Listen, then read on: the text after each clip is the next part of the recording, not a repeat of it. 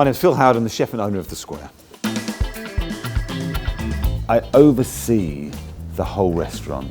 I see it as one thing that needs to be looked after.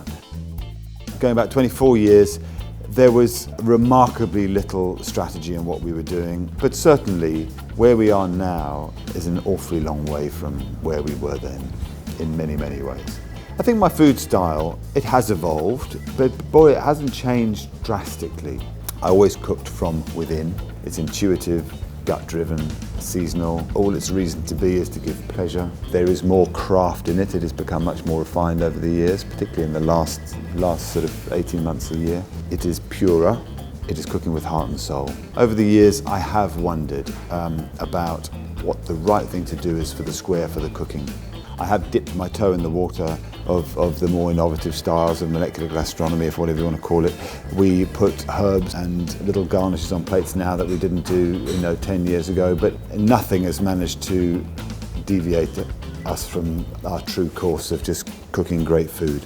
We have at times looked at different techniques, but really, in the most part, we still roast everything on the bone. Everything is in an oven, but yes, we cook it at much lower temperatures, but we found our way of trying to harness. I have come to believe that if you want to operate in the fine dining arena, for want of a better term, the right decision is then to try and be the very best. Now that times are more challenging and more competitive, Gary has come back to The Square to play a really key part. He has worked here for 10 years in all. This is his third stint here. He clearly loves my style of cooking. What he brings is more technique, more craft, more precision. And so he has got something very important to bring for the future.